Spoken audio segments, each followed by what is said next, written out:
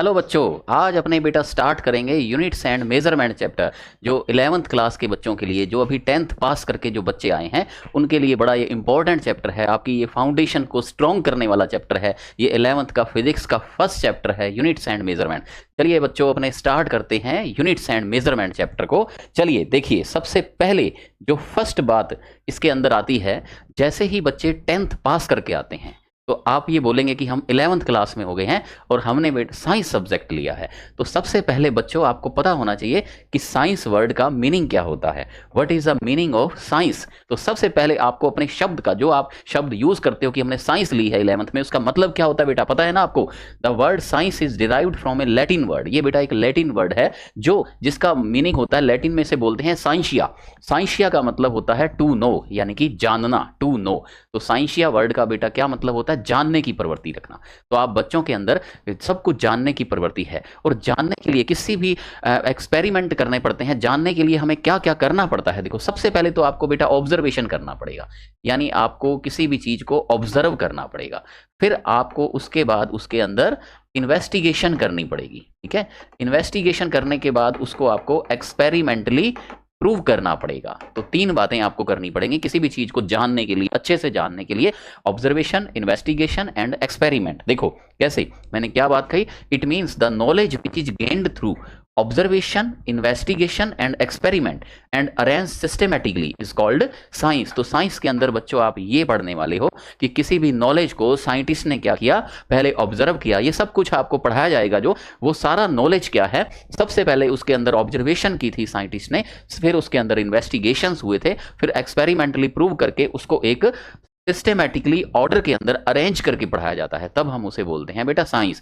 तो सबसे बड़ी बात है कि साइंस के अंदर एक फिक्स सीक्वेंसिंग होती है, एक सीक्वेंस के अंदर ही पढ़ा जाता है। तो सबसे पहले आप जो फर्स्ट चैप्टर पढ़ेंगे, फिर फर्स्ट चैप्टर के बेसिक आपके क्लियर करेगा, फिर उसके बाद सेकंड, थर्ड चैप्टर, तो एक बिल्डिंग तैयार होती है फाउंडेशन से आगे तक। तो सबसे पहले बच्चों आप समझ गए कि साइंस का मतलब क्या होता है। अब आप इसको साथ के साथ वीडियो को पॉज करके आप नोट्स भी बना सकते हो। ठीक है, तो साइंस का मतलब बेटा आपको क्लियर हो गया कि इस वर्ड का मतलब क्या होता है, टू नो, मतलब जानना। और जानने के लिए किसी भी चीज को क्या प्रैक्टिकल किए जाते हैं, क्या कैसे जाना जाता है किसी भी चीज को? पहले ऑब्जर्वेशन के थ्रू, फिर इन्वेस्टिगेशंस के थ्रू, और फिर एक्सपेरिमेंट के थ्रू। फिर इसे सिस्टमेटिकली ऑर्डर में अरेंज करके जब पढ़ाया जाता है, तो ऐसी स्टडी को, ऐसी एजुकेशन को अपने साइंस एजुकेशन बोला जाता है। तो फर्स्ट मीनिंग आपका क्लियर हो गया। सेकंड बात, अब जब आप 11th में फर्स्ट बात आपने बोला कि हमने साइंस ली है, सेकंड बात ये आती है कि आपको कौन कौन से सब्जेक्ट पढ़ने हैं बेटा। फिजिक्स, केमिस्ट्री, बायोलॉजी और मैथ्स। फिजिक्स और केमिस्ट्री सबके लिए कंपलसरी होता है, और बायोलॉजी और मैथ्स थोड़ा ऑप्शनल रहता है आपके लिए। ठीक है, कि कुछ बच्चे पीसीबी लेते हैं और कुछ बच्चे पीसीएम लेते हैं। ठीक है, अब जहां तक सबसे पहले आई बेटा फिजिक्स की बात, तो आपसे कोई पूछेगा कि फिजिक्स की शुरुआत किसने की थी? सबसे पहले फिजिक्स की शुरुआत बेटा किन्होंने की थी? सबसे पहले न्यूटन ने की थी। न्यूटन एक साइंटिस्ट थे जिसके हम एक्सपेरिमेंट पढ़ेंगे बेटा अंदर। फिजिक्स के अंदर हम एक्सपेरिमेंट पढ़ेंगे, Newton's law of gravitation, Newton's law of motion. तो आइजैक न्यूटन जो पूरा नाम था उनका, आइजैक न्यूटन, इन्होंने सबसे पहले फिजिक्स को बनाया था। इन्हें बोला जाता है बेटा फादर ऑफ फिजिक्स। तो फादर ऑफ फिजिक्स कौन थे? आइजैक न्यूटन थे। इनके सभी एक्सपेरिमेंट तो अपने फिजिक्स में बेटा पढ़ते ही रहेंगे, क्योंकि अपना सिलेबस ही सारा फिजिक्स का मैं आपको पढ़ाऊंगा। केमिस्ट्री के बारे में आपको मैं बता देता हूं थोड़ी सी बात, एक छोटी सी बात आपको बताता हूं बेटा, कि केमिस्ट्री को स्टार्ट करने वाले यानी फादर ऑफ केमिस्ट्री कौन थे? लेवॉइजर। तो इन्होंने क्या एक्सपेरिमेंट किए थे, ये आप केमिस्ट्री के अंदर आप स्टडी करोगे। बायोलॉजी के अंदर फिर बेटा टू पार्ट्स हो जाते हैं। बायोलॉजी के अंदर एक तो आता है जूलॉजी और एक आता है बॉटनी। ठीक है, तो जूलॉजी के जो फादर थे, जिन्होंने जूलॉजी को सबसे पहले स्टार्ट किया था, वो थे बेटा अरिस्टोटल। इन्होंने सबसे पहले जूलॉजी को स्टार्ट किया था, इन्हें फादर ऑफ जूलॉजी बोला जाता है। फादर ऑफ बॉटनी ये बोला जाता है बेटा थियोफ्रेस्टस को बोला जाता है। और फादर ऑफ मैथ्स जो बोला जाता है, वो कौन थे बेटा? आर्किमिडीज थे। ठीक है, तो ये महान वैज्ञानिक थे बेटा जिन्होंने ये सब्जेक्ट बनाए थे, उनके फादर थे ये। Father of physics, father of chemistry, father of zoology, father of botany और फादर ऑफ मैथ्स से। अगर हम फिजिक्स की ही बात करें, फादर ऑफ फिजिक्स कौन थे बेटा? न्यूटन थे। लेकिन फादर ऑफ इंडियन फिजिक्स है, इंडिया में सबसे पहले फिजिक्स को बनाने वाले साइंटिस्ट कौन थे? आप बेटा पढ़ के आए हैं 9th 10th में, इनका भी नाम CV रमन। वैसे बेटा आपने 9th 10th में इन सब के नाम आपने सबके सुने होंगे अपने नाम। अब थोड़ा आप ध्यान रखिए क्योंकि अब आपके ये मेन सब्जेक्ट बन गए हैं साइंस लेने के बाद। तो इन महान वैज्ञानिकों के, इस ग्रेट साइंटिस्ट के नाम को याद रखें ताकि ऐसी महानता बच्चों में भी आए, इनसे इंस्पायर होकर बच्चे भी ऐसे ही महान ग्रेट बच्चे बन सकें, साइंस को लेने वाले बच्चे साइंटिस्ट बन सकें, आगे चल के बहुत आगे बढ़ सकें। तो बच्चों आपको सबसे पहले 1 मिनट के अंदर ये नाम आपको याद हो जाने चाहिए और साथ के साथ अब आप इसको पहले मेरी बात को सुन लो अच्छे से, फिर उसके बाद आप इसके नोट्स बना सकते हो साथ के साथ। तो अब वीडियो को पॉज करके आप इसको लिख लो, आपकी परमानेंट मेमोरी में चले जाएंगे। नेक्स्ट बात, इसको जल्दी से नोट करने के बाद अपने नेक्स्ट बात के अंदर अपने चलते हैं। नेक्स्ट बात बेटा अपने पास आती है, नेक्स्ट बात ये आती है कि अब अपना सब्जेक्ट जो है बेटा, वो अपना सब्जेक्ट है फिजिक्स। तो फिजिक्स के अंदर सबसे पहले नंबर 1 पे अपने पढ़ेंगे क्लासिकल फिजिक्स और सेकंड नंबर अपने पढ़ेंगे मॉडर्न फिजिक्स। तो फिजिक्स के बेटा 2 पार्ट्स हैं, क्लासिकल फिजिक्स और मॉडर्न फिजिक्स। क्लासिकल फिजिक्स के अंदर भी 3 पार्ट्स हैं, मैकेनिक्स, थर्मोडायनामिक्स और इलेक्ट्रोमैग्नेटिज्म। इसमें अपने 11th क्लास में जो अपने स्टडी करेंगे, इनकी अपने अच्छे से स्टडी करेंगे +1 के अंदर। 11th क्लास के अंदर अपने मैकेनिक्स और थर्मोडायनामिक्स को आपको मैं पढ़ाऊंगा आपको अच्छे से, ठीक है। और 12th क्लास के अंदर बेटा आपको इलेक्ट्रोमैग्नेटिज्म और ये मॉडर्न फिजिक्स के 2 पार्ट्स जो हैं, क्वांटम मैकेनिक्स और रिलेटिविटी, ये आपको कहाँ पढ़ाए जाएंगे, +2 के अंदर। तो अब बात कीजिए सिलेबस की। आपको क्लियर हुआ कि फिजिक्स में हमें ये सिलेबस हमें 11th 12th के अंदर स्टडी करना है, बस इतनी सी बात है।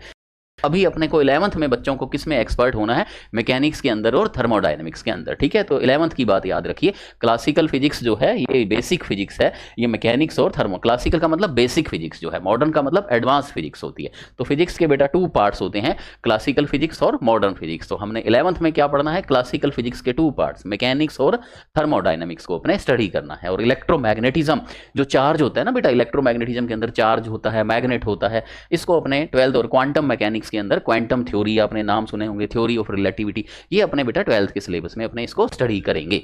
चलिए बेटा आप समझ गए हैं फिजिक्स का मतलब।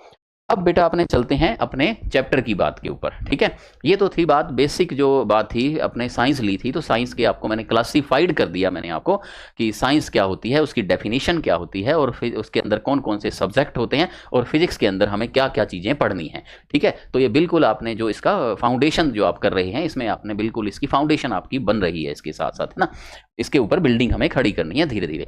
अब बेटा जैसे ही आप अपने चैप्टर नंबर 1 को ओपन करते हो बुक के अंदर, तो आपके पास बेटा टर्म आती है फिजिकल क्वांटिटीज। तो बेटा फिजिकल क्वांटिटीज क्या होती हैं, ये इसकी डेफिनेशन क्या होती है, देखो, the quantities which can be measured with a certain instrument are called physical quantities. तो क्या मतलब बेटा, जिनको हम किसी इंस्ट्रूमेंट से मेजर करते हैं, जैसे कि मास। तो बेटा आप अपना मास, आप अपना भार तोलते हो ना बेटा, वेइंग स्केल के ऊपर खड़े हो जाते हो, ठीक है। मैं कहूँ मेरा मास कितना है तो मैं वेइंग स्केल के ऊपर खड़ा हो जाऊंगा, ठीक है। तो एक इंस्ट्रूमेंट है जो मेरा मास बता सकता है। या मैं मार्केट से ही, देखो मार्केट में भी वेइंग स्केल है, आप कोई भी सामान खरीदते हो तो उसको भार को तोलने की मशीन वेइंग स्केल होता है। तो कोई भी एक इंस्ट्रूमेंट रहता है मास को मेजरमेंट करने के लिए। लेंथ के लिए बेटा स्केल होता है, अगर हम इस मार्कर की, इस बोर्ड की लेंथ को मेजरमेंट करना चाहें तो स्केल से अपने इजीली इसको मेजरमेंट कर सकते हैं। तो स्केल से मेजरमेंट होता है लेंथ का। टाइम के लिए बेटा अपने पास वॉच होती है, क्लॉक होती है अपने पास, है ना, तो इससे हम टाइम का मेजरमेंट करते हैं। स्पीड के लिए बेटा स्पीडोमीटर, हम अपनी कार चला रहे हैं तो हमें अपनी स्पीड की रीडिंग हमें पता चल जाती है स्पीडोमीटर से। टेम्परेचर के लिए बेटा थर्मामीटर होता है, ठीक है। टेम्परेचर के लिए हम थर्मामीटर से उसका टेम्परेचर किसी बॉडी का पढ़ सकते हैं या रूम टेम्परेचर को हम स्टडी कर सकते हैं। तो ये बेटा जो एग्जाम्पल दिए, जो जनरल चलते हैं, जिनके लिए किसी इंस्ट्रूमेंट से हम इसका मेजरमेंट हो जाता है। तो फिजिकल क्वांटिटीज क्या हुई, जिसका हम मेजरमेंट कर सकते हैं, किसी इंस्ट्रूमेंट के थ्रू हम कर सकते हैं, ठीक है। तो एक फिजिकल क्वांटिटी के अंदर बेटा 2 कंपोनेंट होते हैं। कैसे, जैसे मैंने आपको मेजरमेंट किया और मैंने मास का मेजरमेंट किया कि 50 किलोग्राम, है ना। तो बेटा 50 किलोग्राम अगर वेट है, मान लो कोई भी वेट है 50 किलोग्राम, 5 किलोग्राम, 10 किलोग्राम, या मान लो लेंथ मान लो 5 मीटर, है ना। तो बेटा इसके अंदर 2 पार्ट होते हैं। कौन से 2 पार्ट हैं, आप देखो। फर्स्ट एक तो इसकी यूनिट होती है, यूनिट ये किलोग्राम या मीटर, ये यूनिट है इसकी। जैसे टेम्परेचर के लिए जैसे आप बोलोगे डिग्री सेंटीग्रेड, है ना, 20 डिग्री सेंटीग्रेड, तो डिग्री सेंटीग्रेड क्या होगी बेटा, उसकी यूनिट हो गई। और उसके आगे जो लगी होती है ना, वो होती है कि न्यूमेरिकल वैल्यू, जैसे 50, ये एक नंबर होती है, ठीक है। यूनिट के आगे 50 किलोग्राम, यानी कि किलोग्राम के आगे 50 लग गया, ठीक है। 1 किलोग्राम, तो वन जो है इसका, ये न्यूमेरिकल वैल्यू है, जो नंबर होती है। न्यूमेरिकल वैल्यू का मतलब नंबर होती है। तो बड़ी सिंपल सी बात है बेटा फिजिकल क्वांटिटीज के बारे में, है ना। अब कोई आपसे पूछे कि कौन सी फिजिकल क्वांटिटीज नहीं होती हैं, जैसे बेटा आप एक जनरल सी बात करो, ठीक है। अभी लिखना नहीं, लास्ट में लिखना, पहले पूरे पेज को समझो आप। फर्स्ट बात बेटा आपके सामने ये है कि कोई आपसे ये पूछे कि फिजिकल क्वांटिटी कौन सी नहीं है, जैसे अपना कोई फ्रेंड है, अपने कहें कि वो बहुत अच्छा है, ठीक है, तो बेटा वो बहुत अच्छा है, उसको अच्छे के लिए मेजरमेंट की कोई मशीन नहीं बनी है। ऐसा नहीं है कि कोई स्केल है उसके ऊपर तोल के बताओ कि वो कितना अच्छा है, ठीक है ना। क्लियर, समझ के बात ये। मान लो अपने कहें कि वो बहुत सुंदर है, या मान लो अपने कहें कि हिमाचल के पहाड़ बहुत सुंदर हैं, तो उनकी सुंदरता का मेजरमेंट ऐसे नहीं है कि स्केल लेके नाप के बताओ भी कितने कितने मीटर सुंदर हैं, कितने, उसके आगे कोई यूनिट नहीं होती है, ठीक है। ये बेटा ये क्वांटिटीज, ये फिजिकल क्वांटिटीज नहीं कहलाती हैं, ये क्वालिटी होती हैं जिसको कंपेयर किया जा सकता है कि ये एक्चुअल में अपने कह रहे हैं हिमाचल के पहाड़ सुंदर हैं, तो इसका मतलब हम कंपैरिजन कर रहे होंगे अपने आसपास का जो एनवायरनमेंट है उसकी तुलना में वहाँ का एनवायरनमेंट अच्छा है तो हमें वो सुंदर लगते हैं, ठीक है। तो ये उसकी क्या हुई, क्वालिटी के कोई ऐसे यूनिट नहीं होती है कि कोई कितने किलोग्राम सुंदर है, कितने मीटर सुंदर है, ऐसा नहीं होता है बेटा, है ना। उसको हम ऐसे नहीं बोल सकते हैं, उसका हम सिर्फ कंपैरिजन करते हैं, तो उसको फिजिकल क्वांटिटी नहीं कहा जाता है, ठीक है। वो क्वांटिटी नहीं है, वो क्वालिटी है किसी चीज की, ठीक है। तो क्वांटिटी वो होती है, क्वांटिटी आप समझ गए ना बात, क्वांटिटी का मतलब जिसका हम मेजरमेंट कर सकते हैं। एक बार फिर से पढ़ो, the quantities which can be measured with certain instrument are called physical quantity, जैसे मास, लेंथ, टाइम। तो अपने तो बेटा बहुत सारी पढ़ेंगे, ये तो 4-5 आपको स्टार्टिंग में बताई हैं, क्योंकि पूरा चैप्टर ही अपना क्या रहेगा, फिजिकल क्वांटिटीज के ऊपर। तो यहां से अपने चैप्टर की जो फर्स्ट बात आती है चैप्टर के अंदर, फिजिकल क्वांटिटी। और वो फिजिकल क्वांटिटी बेटा किससे मिलकर बनी होती है, देखो, यूनिट से और न्यूमेरिकल वैल्यू से। जैसे आप बोलोगे 5 मीटर, तो 5 क्या आ गया बेटा, उसकी नंबर का मतलब न्यूमेरिकल वैल्यू, और मीटर क्या आ गई, उसकी यूनिट आ गई, ठीक है। इसको अब नोट करते चले साथ साथ।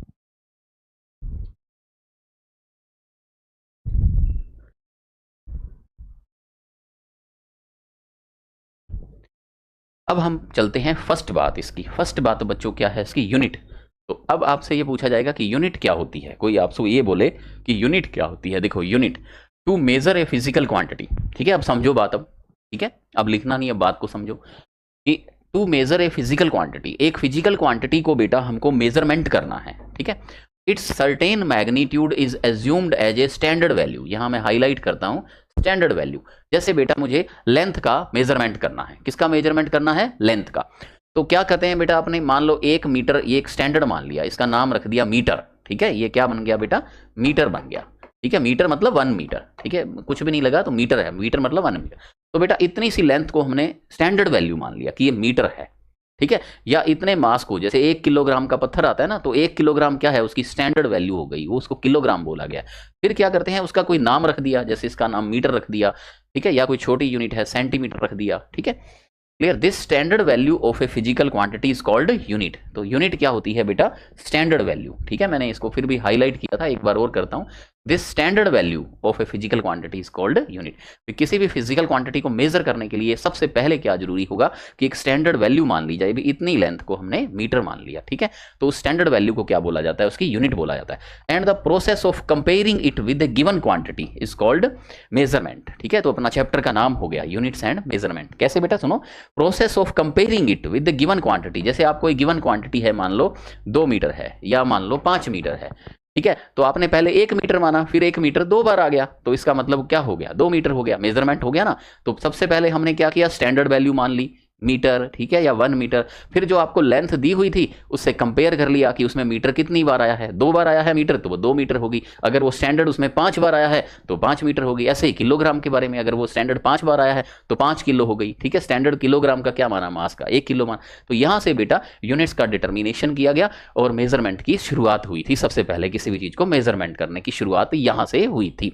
तो नोट करें बेटा आप इसको कि यूनिट क्या होती है, स्टैंडर्ड वैल्यू होती है, और इसको स्टैंडर्ड वैल्यू को कंपेयर करने के प्रोसेस को क्या कहा जाता है, मेजरमेंट कहा जाता है।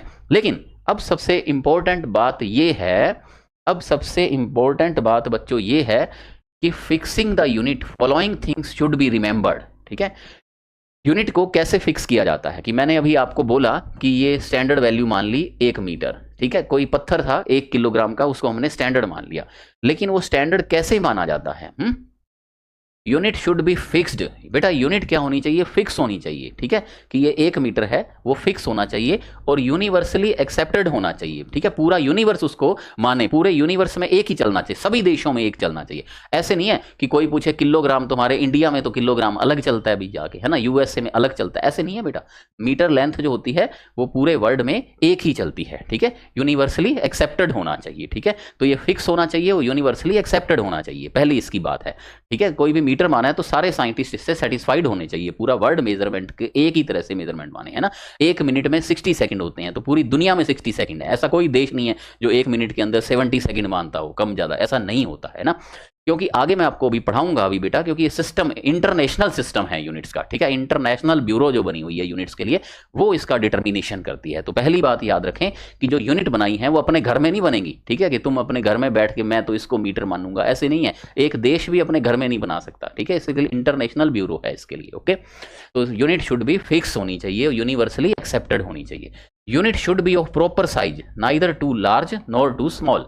प्रॉपर साइज की होनी चाहिए बेटा, है ना। कैसे, देखो कि अगर अपने लेंथ मेजरमेंट करनी है, कमरे की लेंथ, मार्कर की लेंथ, बोर्ड की लेंथ, तो मीटर है। लेकिन हमें बेटा डिस्टेंस बतानी है, मान लो हमें जयपुर से दिल्ली की डिस्टेंस बतानी है, तो फिर मीटर में नहीं चलेगा, तो फिर किस में चलेगा, किलोमीटर में चलेगा, ठीक है ना। ऐसे ही हमें मास को तोलना है बेटा, है ना। तो मास अगर अपने मार्केट से सामान लेते हैं किलोग्राम में चलता है, ठीक है। लेकिन अगर अपने भारी मास तोलना हो, ट्रक का मास बताना हो, तो क्विंटल यूनिट के अंदर चलती हैं, बड़ी यूनिट चलती हैं, ठीक है। और अगर अपने गोल्ड का मेजरमेंट चलना हो तो गोल्ड किलो में नहीं खरीदा जाता, ठीक है ना, वो छोटे ग्राम में खरीदा जाता है, ठीक है ना। तोला जिसको बोलते हैं, वो 10 ग्राम मतलब जो भी है ग्राम में होता है वो, ठीक है। तो बेटा ग्राम के अंदर तोला जाता है हल्की चीज़ों को, भारी चीज़ों को। तो वो यूनिट क्या होनी चाहिए, मतलब प्रॉपर साइज की होनी चाहिए, कि आपको क्या चीज़ को मेजरमेंट करना है उस क्वांटिटी के हिसाब से होनी चाहिए उसका साइज, है ना। ऐसे नहीं होना चाहिए कि आपने कमरे की लेंथ नापनी है और आपको मैं तो जी किलोमीटर में नापूंगा, ठीक है। या मार्केट से सब्जी लेने जाओ तो वो किलो के पत्थर नहीं क्विंटल के पत्थर लेके बैठे हैं, फिर बेटा कैसे मेजरमेंट करोगे बताओ, है ना। इस तरह से मेजरमेंट नहीं होता है। तो मेजरमेंट बड़ा सूटेबल होना चाहिए यूनिट उसकी, ठीक है। It should be easily converted from one system to another. ये बेटा कन्वर्ट भी इजीली हो जाए, जैसे 1 मीटर क्या होता है, 100 सेंटीमीटर होता है, या 1 किलोग्राम क्या होता है बताओ, 1000 ग्राम होता है। तो बहुत इजीली ये कन्वर्ट हो जाते हैं 10th पावर के अंदर। जनरली ये बहुत इजीली कन्वर्ट इस तरह से हो जाने चाहिए, ठीक है ना, तभी वो प्रॉपर यूनिट कहलाएगी, ठीक है ना। समझे बेटा बात। अब 1 किलो में 1000 ग्राम है, 1000 ग्राम है, तो 5 किलो में कितने हो जाएंगे, 5000 हो जाएंगे, है ना। और अगर 1 किलोग्राम में कोई ऐसे बोले, ठीक है, इस तरह से बोले कि 1 किलोग्राम में तो 975.6 ग्राम, तो ये बेटा यूनिट अच्छी यूनिट नहीं है, ये इंटरनेशनली ये एक्सेप्टेड नहीं है, ठीक है। इस तरह के कन्वर्जन हम अब नहीं करते हैं, पहले चलते थे पुराने जमाने में, ठीक है। लेकिन अभी ये ऐसे कन्वर्जन इस टाइप के अब बंद कर दिए गए हैं, जो इंटरनेशनल सिस्टम है उन्होंने इनको बंद कर दिया गया है। अभी क्या इस तरह के जो इजीली कन्वर्टेड होने चाहिए, ठीक है। Unit should be easily. 4th bar, it's value must not be affected with temperature, ठीक है, प्रेशर, टाइम एंड प्लेस। मतलब ऐसे नहीं होना चाहिए कि गर्मी के दिन पड़ रहे हैं तो बाहर सब्जी लेने गएगा, किलो का पत्थर बड़ा हो गया, सर्दी में छोटे, ऐसे नहीं होना चाहिए बेटा, है ना। कि हमारा क्या 1 मीटर क्या होता है कि गर्मी में कि सर्दी में, ऐसे थोड़ी होता है बेटा। इस तरह से कौन बात करता है, समझ गए ना बात ही, ठीक है। तो मीटर, टेम्परेचर, प्रेशर, टाइम और प्लेस से चेंज, जगह बदलने से चेंज नहीं होना चाहिए, क्योंकि यूनिवर्सली एक्सेप्टेड होना चाहिए, ठीक है। पूरे वर्ल्ड में एक ही होना चाहिए, प्लेस से चेंज नहीं हो, टाइम के साथ चेंज नहीं हो, ठीक है। ऐसे नहीं होना चाहिए कि आज 1 किलो ये है और 5 साल बाद 1 किलो बदलने वाला, ऐसा कुछ भी नहीं होता है, ठीक है। 1 किलोग्राम फिक्स कर लिया गया है इंटरनेशनल सिस्टम में, तो वो वैसे के वैसा ही चलता रहेगा, ठीक है। तो यूनिट को बेटा फिक्स करने के लिए अभी आपने देखा ना बेटा, सबसे पहला जो हमारा चैप्टर के अंदर जो हमने बात पढ़ी थी यूनिट, तो एक स्टैंडर्ड वैल्यू होती है यूनिट, उसको कंपेयर करने को बोलते हैं मेजरमेंट बोलते हैं। और इस यूनिट को फिक्स करने के लिए 4 बातें ध्यान रखनी है, ठीक है। कौन कौन सी बातें, कि यूनिट फिक्स होनी चाहिए, पूरे यूनिवर्स में एक ही होनी चाहिए, और ये प्रॉपर साइज की भी होनी चाहिए, और इजीली कन्वर्टेड भी होनी चाहिए, और टाइम, प्लेस, प्रेशर, टाइम, इनमें कोई भी चेंज नहीं होना चाहिए, ठीक है। तो ये थी बेटा यूनिट्स के ध्यान रखने वाली बातें। For fixing the unit following things should be remembered, ठीक है, नोट करो इस बात को। अब यूनिट के बाद कौन सी बात आएगी बच्चों, सेकंड नंबर क्या था बताओ, यूनिट के बाद सेकंड नंबर क्या था, न्यूमेरिकल वैल्यू, ठीक है। तो आपने यूनिट के बारे में सीख लिया कि यूनिट क्या होती है, और यूनिट का डिटर्मिनेशन करने के लिए कौन सी चीज़ें, कौन सी 4 चीज़ें इसमें ध्यान में रखनी चाहिए। अब अपने चलते हैं न्यूमेरिकल वैल्यू के अंदर। देखो बच्चों, न्यूमेरिकल वैल्यू, न्यूमेरिकल वैल्यू क्या कहलाती है, विच represents that how many times this unit is contained in the given quantity, ठीक है। समझ गए बेटा। देखो एग्जांपल से समझाता हूं आपको अच्छे से। सपोज करो कि length of a road is 2 metre, ठीक है। एक आपको रोड दी गई है जिसकी लेंथ बच्चों कितनी है, 2 मीटर है, 2 मीटर है।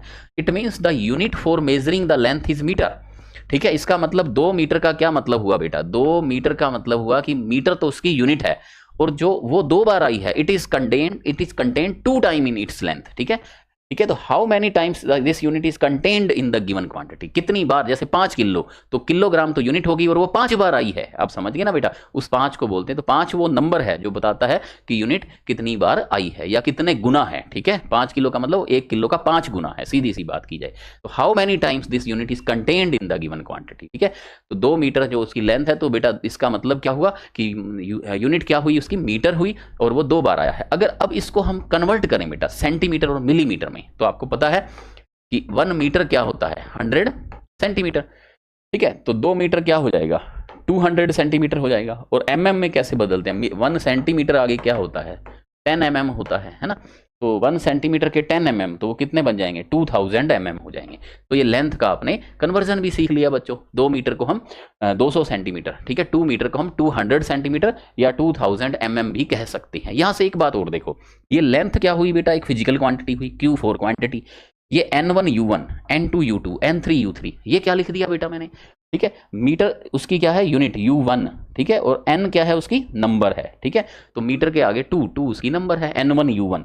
और ये बेटा नंबर अलग है N2U2, ये क्या है N3U3। लेकिन ये सभी है तो इक्वल ही ना, क्योंकि 2 मीटर कह लो चाहे 2 मीटर कह लो चाहे 200 सेंटीमीटर कह लो, हैं तो बराबर ही ना बेटा। तो इनमें इक्वल का साइन है, इसका मतलब ये एक रिलेशन बन गया बेटा कि अगर हम अलग अलग यूनिट लेते हैं, अलग अलग नंबर लेते हैं, तो उसको हम ऐसे लिखते हैं, क्वांटिटी कोई भी है N1U1 is equal to N2U2 is equal to N3U3। इस रिलेशन का हम आगे न्यूमेरिकल्स में आने वाले टाइम में हम यूज भी करेंगे। तो बेटा इसको आप नोट कीजिए न्यूमेरिकल वैल्यू को, ठीक है।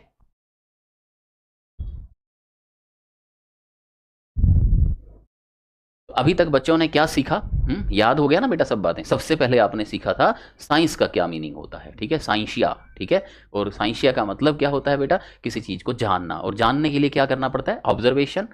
जानने के लिए क्या करना पड़ता है ऑब्जर्वेशन, इन्वेस्टिगेशन और एक्सपेरिमेंट करना पड़ता है, ठीक है। फिर आपने क्या सीखा था, सेकंड नंबर के ऊपर आपने सीखा था कि साइंस के कितने पार्ट होते हैं, फिजिक्स केमिस्ट्री बायो और मैथ्स, और उनके फादर कौन थे, ठीक है। फिर आपने सीखा क्लासिकल जो फिजिक्स हमें पढ़नी है, मैकेनिक्स और थर्मोडायनेमिक्स। तो जो मॉडर्न जो है फिजिक्स वो अपने 12th क्लास के अंदर अपने स्टडी करेंगे। काफ़ी पार्ट जो है 12th में है और कुछ पार्ट 11th में है फिजिक्स का, है ना। फिर अपने अपने चैप्टर के ऊपर आ गए थे। चैप्टर का नाम है अपना जो है physical quantity, units and measurement है। लेकिन यूनिट एंड मेजरमेंट किसका किया जाता है, फिजिकल क्वांटिटी। फिजिकल क्वांटिटी क्या होती है, जिनकी एक यूनिट होती है, जिनको हम मेजर कर सकते हैं किसी इंस्ट्रूमेंट से, और उसके 2 पार्ट्स होते हैं, ठीक है। कौन से, यूनिट और न्यूमेरिकल वैल्यू। हमने यूनिट पढ़ ली और न्यूमेरिकल वैल्यू पढ़ ली। अब हम बढ़ते हैं आगे, नेक्स्ट। अब चलिए बेटा सेकंड टॉपिक है types of physical quantities. Physical quantities के क्या टाइप्स होते हैं। फिजिकल क्वांटिटीज बेटा 2 टाइप्स की होती हैं। फिजिकल क्वांटिटी 2 टाइप की होती हैं। फर्स्ट होती हैं फंडामेंटल क्वांटिटी या बेस क्वांटिटी। फंडामेंटल का मतलब बेसिक क्वांटिटीज, बेस क्वांटिटी जो होती हैं। और सेकंड नंबर होती है डिराइव क्वांटिटीज। तो सबसे पहले मैं आपको बताता हूं फंडामेंटल क्वांटिटीज। फंडामेंटल मतलब बेसिक क्वांटिटीज क्या होती हैं, ठीक है। The quantities which are completely independent, जो कंप्लीटली इंडिपेंडेंट होती हैं, ऐसी फिजिकल क्वांटिटी जो कंप्लीटली इंडिपेंडेंट होती हैं या do not depend upon other quantity, जो अदर क्वांटिटीज के ऊपर डिपेंड नहीं करती हैं, ठीक है, उन्हें बोलते हैं अपने फंडामेंटल क्वांटिटीज। और उनकी यूनिट को क्या बोला जाता है, फंडामेंटल यूनिट बोला जाता है, ठीक है। ये होती है, their units are called fundamental units, ठीक है। Their units are called fundamental units. मतलब क्वांटिटीज को बोला जाता है फंडामेंटल क्वांटिटीज और उनकी यूनिट्स को क्या बोला जाता है, फंडामेंटल यूनिट्स बोला जाता है। जैसे लेंथ, मास और टाइम ये फंडामेंटल क्वांटिटीज हैं और उनकी यूनिट मीटर, किलोग्राम, सेकंड ये फंडामेंटल यूनिट्स हैं। देखो बेटा अब एक बार फिर से समझो बात को, ठीक है। मैंने आपको बताया कि लेंथ, मास और टाइम, अभी मैंने 3 क्वांटिटीज आपको बताई हैं। किस कौन सी, फंडामेंटल। डिराइव हम नेक्स्ट पेज पे पढ़ेंगे। ये है बेसिक क्वांटिटी। लेकिन बेटा फंडामेंटल क्वांटिटी रियल में 7 होती हैं। बाद में इसमें आगे इंटरनेशनल सिस्टम जो आएगा तो ये 7 हो जाएंगी। अभी स्टार्टिंग में पहले ये 3 क्वांटिटीज, अभी आने वाले पेज के ऊपर ये आपको बताऊंगा कि इसमें बाद में 4 क्वांटिटी और ऐड की गई थी, ठीक है। फिलहाल ये कितनी थी, सबसे पहले जो फंडामेंटल क्वांटिटी कौन सी थी बेटा, लेंथ, मास और टाइम, ठीक है। ये 3 है फंडामेंटल क्वांटिटी।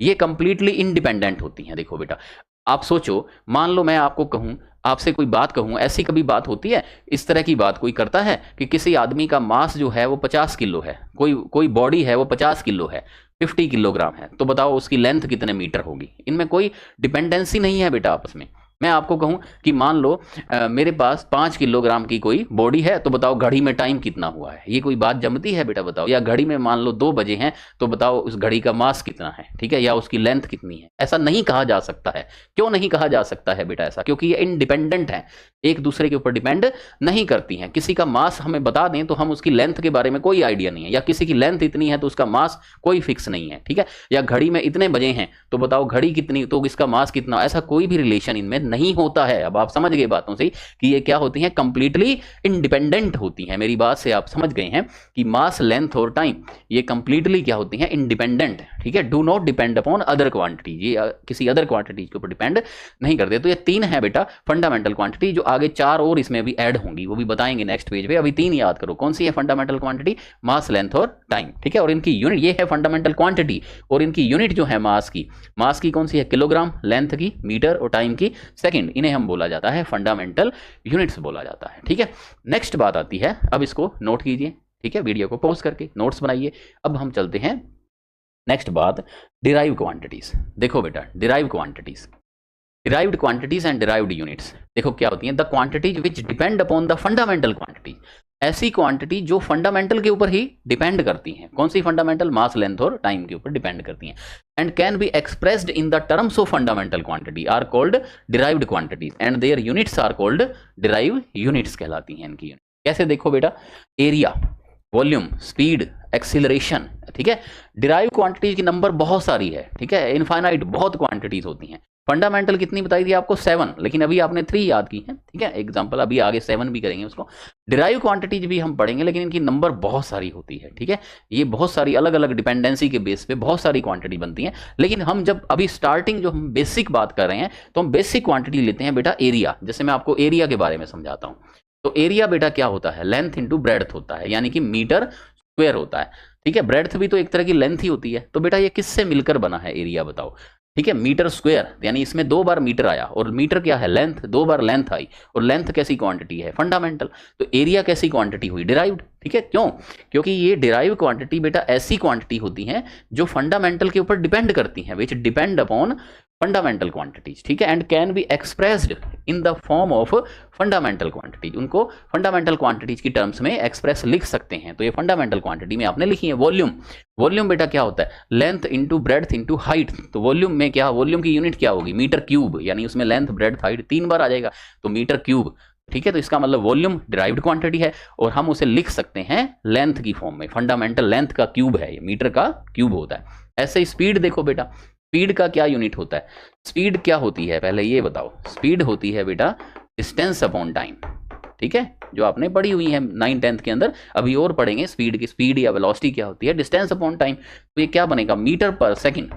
तो बेटा स्पीड जो है डिराइव्ड क्वांटिटी है, इसको हम किस तरह से एक्सप्रेस कर सकते हैं, किस फॉर्म में लिख सकते हैं? फंडामेंटल की फॉर्म में, क्योंकि मीटर और सेकंड, ये लेंथ और टाइम, ये कैसी क्वांटिटी है? फंडामेंटल क्वांटिटीज हैं। तो आप समझ गए ना बेटा। एक्सीलरेशन, एक्सीलरेशन क्या होता है बेटा? Metre per second square. तो एक्सीलरेशन डिराइव क्वांटिटी हुई, लेकिन हम उसे किस फॉर्म में लिख रहे हैं? मीटर और सेकंड की फॉर्म के अंदर, यानी लेंथ और टाइम, यानी कि फंडामेंटल क्वांटिटीज की फॉर्म में हम उनको लिख रहे हैं। तो ये वो क्वांटिटीज होती हैं जिनको अपने एक्सप्रेस कर सकते हैं, फंडामेंटल क्वांटिटी। और डिराइव क्वांटिटी बहुत सारी हैं, इनफाइनाइट है। हम पूरी टेबल स्टडी करेंगे आगे, कल की क्लास में हम डिराइव क्वांटिटी जितनी सिलेबस में है, जितनी अपने इस फर्स्ट चैप्टर के अंदर पढ़ाई जाएंगी, वो तो अपने स्टडी करेंगे ही सही, लेकिन डिराइव्ड क्वांटिटी हर चैप्टर में चलती जाएंगी, ठीक है। लेकिन फंडामेंटल 7 ही रहेंगी, ठीक है। फंडामेंटल क्वांटिटी 7 ही होती हैं, डिराइव क्वांटिटी बहुत सारी होती हैं, ठीक है। और कहा क्या होती हैं derive quantity? Area, volume, speed, acceleration, ये डिराइव्ड क्वांटिटी है। और इनकी unit metre square, metre cube, metre per second square are derived units होती हैं, ठीक है। तो यहाँ बच्चों ने सीखा कि फिजिकल क्वांटिटीज के 2 टाइप होते हैं बेटा। फंडामेंटल जो कंप्लीटली इंडिपेंडेंट होती हैं, और डिराइव्ड जो इंडिपेंडेंट नहीं, ये डिपेंडेंट होती हैं। किसके ऊपर? फंडामेंटल क्वांटिटीज के ऊपर डिपेंडेंट होती हैं। और इनकी नंबर कितनी होती है? इनफाइनाइट, बहुत सारी हो सकती है। और फंडामेंटल 7 होती हैं। अभी मैंने आपको 3 बताई हैं, मास, लेंथ और टाइम। अभी आगे बताएंगे।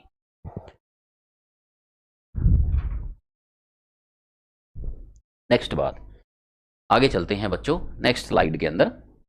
देखो सिस्टम ऑफ यूनिट्स, यूनिट्स के क्या सिस्टम है बेटा? 4 सिस्टम है, ये आपको पता है बातें। सीजीएस सिस्टम मतलब सेंटीमीटर, ग्राम और सेकंड। सीजीएस की फुल फॉर्म क्या होगी? सेंटीमीटर, ग्राम और सेकंड, ठीक है। एफपीएस, एफपीएस को बेटा बोलते हैं फुट, पाउंड और second, foot, pound, second. MKS system, metre kilogram और सेकंड। SI मतलब सिस्टम इंटरनेशनल या इंटरनेशनल सिस्टम जो है। तो सबसे पहली जो बात आती है CGS सिस्टम की, तो ये बेटा क्या होता है, it is also called matric system. इसे हम मैट्रिक सिस्टम भी कहते हैं क्योंकि ये बिगिनिंग में स्टार्टिंग में बना था। In this system the units for length mass and time R centimetre gram and second respectively. तो ये बेटा पहले क्या होता था, CGS FPS MKS अलग अलग कंट्रीज में अलग अलग चलते थे। तो ये अब बस बताने के लिए हैं कि ये सिस्टम के नाम थे क्या था। अब जो अपने लिए सबसे इंपॉर्टेंट सिस्टम रहेगा वो SI, ठीक है, सिस्टम इंटरनेशनल, क्योंकि आपको बताया था कि अब वो यूनिवर्सली एक्सेप्टेड एक सिस्टम बना है जो पूरे विश्व में, पूरे वर्ल्ड में हम यूनिट्स के मेजरमेंट के लिए जिस सिस्टम को हम मानते हैं, जिस सिस्टम को एक स्टैंडर्ड माना गया है, वो है सिस्टम इंटरनेशनल। लेकिन ये पहले क्या है बेटा, अलग अलग देश अलग अलग चलाते थे। तो कुछ ज़्यादातर कुछ देशों में CGS सिस्टम चलते थे, कुछ देश दोनों सिस्टम चलाते थे, है ना, कुछ FPS चलाते थे। तो CGS क्या था, सेंटीमीटर ग्राम सेकंड था सिस्टम, ठीक है। फिर एक FPS चलता था बेटा, this is also called British system. ये British system because it was popular in Britain. ये बेटा ब्रिटेन में ज़्यादा पॉपुलर था, इसलिए हम इसे ब्रिटिश सिस्टम बोलते हैं। In this system the units for length mass and time are foot pound and second. Foot pound और सेकंड था, ठीक है। अब फुट पाउंड और सेकंड क्या था, ये आजकल बहुत रेयर मतलब चलते हैं लेकिन बहुत कम चलते हैं, ठीक है। तो थोड़ा बहुत आपको कन्वर्जन भी सिखा दें क्योंकि यूनिट्स एंड मेजरमेंट कर रहे हैं। तो बेटा जो थोड़ा बहुत कभी चलते हैं, जैसे 1 मीटर, 1 मीटर में फुट कितने होते हैं, कितने फीट होते हैं बेटा, 3.28, ठीक है। इसको जनरली 3.25 मान सकते हैं आप, 3.25। तो जो अपना घर में जो एंट्रेंस होती है ना बेटा, अपना जो रूम है, अपने कमरे का जो गेट है, ठीक है, क्लियर, वो लगभग क्या होता है, 3.25 फुट का होता है, वो 1 मीटर होता है, ठीक है। एक आइडियल बात कर रहे हैं, समझ गए बेटा।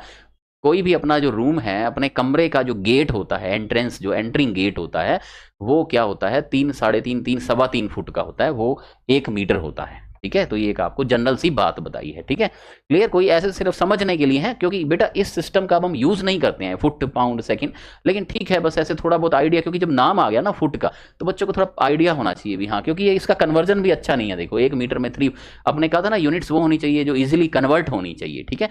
तो इसलिए क्या है, FPS सिस्टम ये सब बंद हो गए थे बाद में, ठीक है।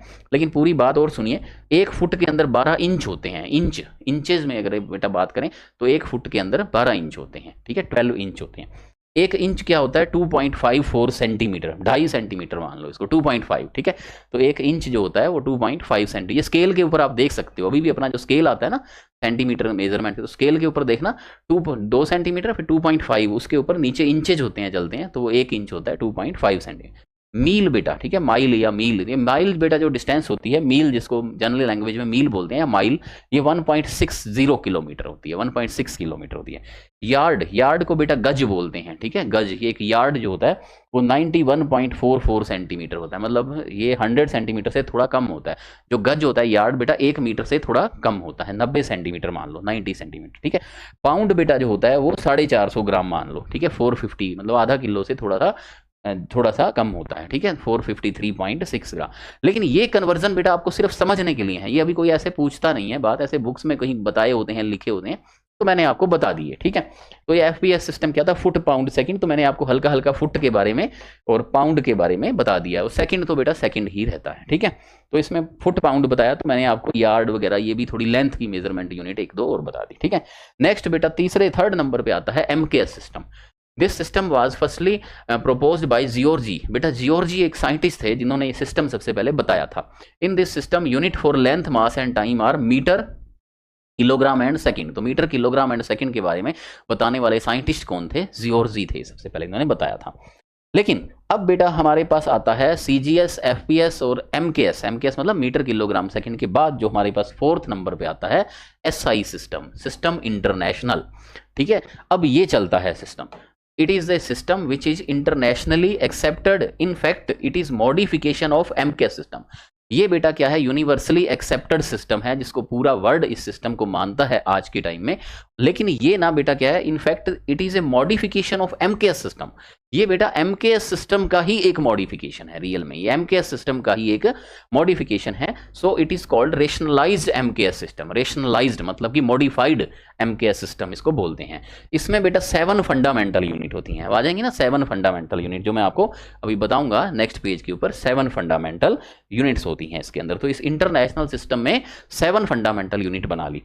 ए large number of derived unit. Derived unit तो बहुत सारी होती हैं, बहुत नंबर होता है इनका।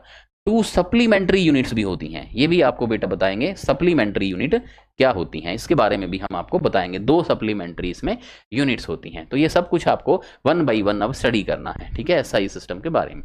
तो आपने बेटा अभी क्या सीखा था आपने इसमें कि 3 तरह के सिस्टम होते हैं, CGS system centimetre gram second, FPS foot pound और सेकंड, और एमकेएस क्या होता है मीटर किलोग्राम और सेकंड होता है। हाँ, मजेदार बात यह है कि टाइम की यूनिट तीनों में सेकंड ही चलती है, क्योंकि टाइम की मेजरमेंट के लिए सेकंड ही सबसे ज़्यादा ईजी था। तो इसमें इन्होंने साइंटिस्ट ने कभी चेंज करने का सोचा ही नहीं था उस टाइम में, ठीक है। लेकिन लेंथ वगैरह और मास के लिए अलग अलग कंट्रीज में अलग अलग सिस्टम चलते थे पहले। तो ये क्या है, पुराने क्लासिकल सिस्टम थे जो अब प्रिमिटिव सिस्टम हो गए हैं। अब जो मेन जो सिस्टम है वो आपको स्टडी करना है, 4th नंबर वाला एसआई सिस्टम। तो सबसे पहले हम इसमें 1 बाई 1 7 फंडामेंटल यूनिट्स के बारे में आपको बताएंगे पहले, फिर आपको डिराइव्ड यूनिट के बारे में बताएंगे, फिर आपको सप्लीमेंट्री यूनिट्स के बारे में बताएंगे। अब आप नोट कर सकते हो इसको साथ साथ।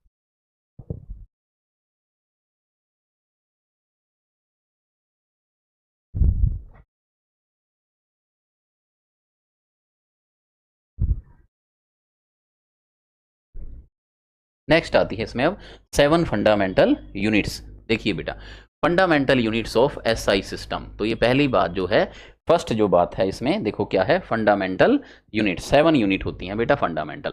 फर्स्ट 3 तो वही हैं जो मैंने आपको बताई थी, मास, लेंथ और टाइम। मास की यूनिट क्या होती है, किलोग्राम, सिंबल केजी होता है इसका, ठीक है, सिंपल है बिल्कुल। लेंथ मीटर में और इसका सिंबल स्मॉल एम होता है। टाइम सेकंड में और सिंबल इसका स्मॉल एस होता है। फंडामेंटल यूनिट आपको मैंने बता ही दिया कि ये वो यूनिट होती हैं जो किसी अदर के ऊपर डिपेंड नहीं करती हैं, बिल्कुल इंडिपेंडेंट वाली यूनिट होती हैं। अब इसमें जो 4 और यूनिट ऐड की गई, इनको देखो पहले, ये 2 देखो, टेम्परेचर और इलेक्ट्रिक करंट। बेटा टेम्परेचर भी तो इंडिपेंडेंट रहता है ये ना, तो इसके बारे में अपने थर्मोडायनेमिक्स वगैरह में पढ़ेंगे ही सही। टेम्परेचर को केल्विन में, इसका एसआई यूनिट, हालांकि डिग्री सेंटीग्रेड भी चलता है, पर इंटरनेशनल जो इसकी यूनिट है वो केल्विन है बेटा, उसे के से रिप्रेजेंट किया जाता है, कैपिटल के से। इलेक्ट्रिक करंट, करंट तो बेटा अपने घर में जो बिजली है, इलेक्ट्रिसिटी है जो है ना, तो करंट की यूनिट क्या होती है, एम्पियर होती है, उसे कैपिटल ए से लिखते हैं। जो साइंटिस्ट के नाम होते हैं ना, एम्पियर्स लॉ, केल्विन, उन्हें कैपिटल लेटर लिखा जाता है। अमाउंट ऑफ सब्सटेंस, ये बेटा मोल होता है, ठीक है, इसे MOL से रिप्रेजेंट करते हैं। ये केमिस्ट्री के अंदर पढ़ाया जाएगा, ठीक है, किसी भी सब्सटेंस, केमिस्ट्री में एक मोल कंसेप्ट जो होता है, ठीक है, उसके ऊपर एक चैप्टर आएगा फिजिकल केमिस्ट्री के अंदर बड़ा सा, तो उसमें आपको ये पढ़ाया जाएगा अमाउंट ऑफ सब्सटेंस के बारे में, ठीक है। एक बेटा होती है ल्यूमिनस इंटेंसिटी, ठीक है, ये इंटेंसिटी ऑफ लाइट के बारे में होती है। इसका बेटा यूनिट होती है कैंडिला, ठीक है, ये पहले नहीं पढ़ा हुआ लेकिन अभी ये आएगा आगे सिलेबस के अंदर, कैंडिला, जिसे हम CD से लिखते हैं।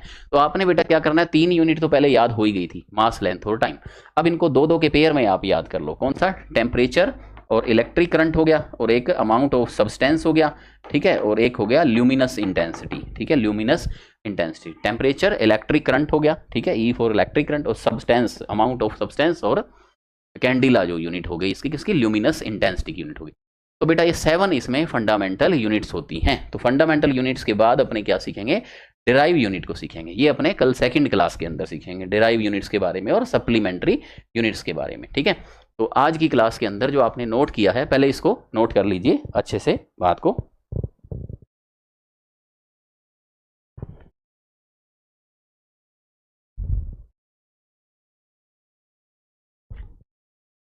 तो अभी बेटा जो मैंने आपको बताई है बात, सबसे पहले जो मैंने आपको बताया था वो साइंस के बारे में बताया था कि साइंस वर्ड का मीनिंग क्या होता है, ऑब्जर्वेशन, इन्वेस्टिगेशन और उसके बाद एक्सपेरिमेंट, ये मैंने आपको बताया था, और सिस्टमेटिकली अरेंज करना उसके बाद। फिर मैंने आपको साइंस के पार्ट्स बताए थे, PCB या PCM होते हैं। फिर मैंने इसको फिजिक्स, केमिस्ट्री, मैथ्स के जो फादर थे उनके बारे में आपको मैंने बताया था। फिर मैंने उसके बाद मैंने आपको ये बताया था भी जो फिजिक्स होती है, एक तो होती है क्लासिकल फिजिक्स होती है, और एक बेटा मॉडर्न फिजिक्स होती है, और इसके मैंने आपको टाइप्स बता दिए थे। फिर इसके बाद बेटा अपने चैप्टर के ऊपर आ गए थे, जो चैप्टर का नाम क्या था, यूनिट्स एंड मेजरमेंट। तो इसके अंदर सबसे पहले फिजिकल क्वांटिटी। फिजिकल क्वांटिटी वो होती हैं जिन्हें हम मेजरमेंट कर सकते हैं, किसी इंस्ट्रूमेंट की हेल्प से हम उसे मेजर कर सकते हैं। और इसके अंदर फिजिकल क्वांटिटी के अंदर बेटा 2 बातें होती हैं, एक तो यूनिट होती है और एक इसकी नंबर या न्यूमेरिकल वैल्यू होती है। तो जिसके लिए हमने सीखा था कि कोई क्वांटिटी के लिए N1U1 is equal to N2U2 is equal to N3U3 होता है, ठीक है। जैसे हमने सीखा था कि 2 मीटर को 200 सेंटीमीटर या 2000 mm भी लिख सकते हैं।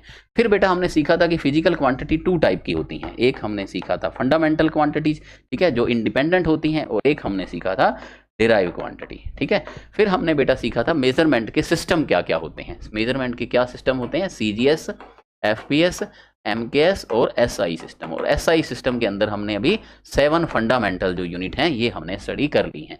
तो 1 नंबर पे साइंस का बेसिक था, 2 नंबर पे फिजिकल क्वांटिटी थी, 3 नंबर पे फंडामेंटल और डिराइव्ड थे, और 4 नंबर के ऊपर सिस्टम ऑफ यूनिट्स हमने स्टडी की थी। तो 4 बातें हमने आज अच्छे से बेटा कर ली हैं। ये मैंने आपको इसके शॉर्ट नोट्स एक तरह से बना दिए हैं, शॉर्ट में आपको सिखा दिया है, ठीक है। तो जल्दी ही बच्चों अपने मिलते हैं सेकंड क्लास के अंदर, तब तक इसको याद करके रखिए, अच्छे से नोट्स बना के रखिए, और इसको कम से कम इसको 2-3 बार इसको रिवाइज कर लीजिए, ताकि आपका एनसीईआरटी बुक के जो है ना बेसिक बातें वो अच्छी रहें। अगर बेटा आपकी फाउंडेशन मजबूत होगी, याद रखें मैं बार बार कहता हूँ, फाउंडेशन अच्छी होती है, जिस मकान की नींव अच्छी होती है ना, फाउंडेशन, उसी वही बिल्डिंग स्ट्रांग होती है और मजबूत होती है, और बड़े बड़े तूफानों में भी खड़ी रहती है, जल्दी गिरती नहीं है। तो आपको ज़रूरत क्या है, आपको अपनी फाउंडेशन को मजबूत रखने की। तो इसको पढ़ते रहिए अच्छे से। जल्दी ही मिलते हैं, इसके नोट्स बना लीजिए, तब तक इसको पढ़ के रखना। जल्दी ही मिलते हैं सेकंड क्लास के अंदर। इसकी सेकंड क्लास में मैं आपको पढ़ाऊंगा 7 फंडामेंटल के बाद कंटिन्यू क्या करेंगे, डिराइव यूनिट्स के बारे में और सप्लीमेंट्री यूनिट्स के बारे में, और कुछ और बातें आपको पढ़ने को मिलेंगी। ओके बेटा, जल्दी ही मिलते हैं नेक्स्ट क्लास में। Wish you all the best.